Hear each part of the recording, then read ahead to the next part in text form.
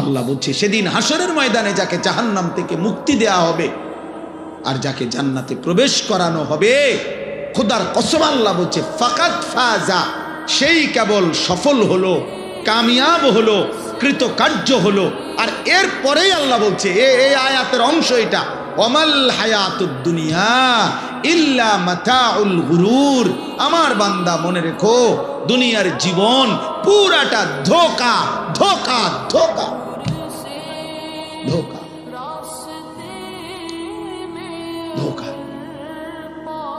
এই জন্য এই সমস্ত পদ পদবী, সুনাম সুখ্যাতি, এই সমস্ত দুনিয়াবি বিল্ডিং, দালান, অর্জন কিচ্ছু আসে যায় না। এর দ্বারা কোনো বিশেষত্ব নাই, কোনো বিশেষত্ব। প্রিয় সন্তান, বুঝতে শিখো, শুধু যাকে আল্লাহ দুনিয়া দিচ্ছে, কোনো পেরেশানি মুক্তই দুনিয়া দিতেছে, বিল্ডিং এর পর বিল্ডিং, টাকার পর টাকা, সন্তানাদি, বিশাল সম্পদ, বাড়ি গাড়ি, নারী, ছেলে মেয়ে, অর্থ বিত্ত, প্রভাব প্রতিপত্তি পুরা দিছে দুনিয়া। খোদার কসম আল্লাহ বলছে বান্দা ভেবো না আমি তার প্রতি সন্তুষ্ট এই কারণে দিচ্ছি, না না,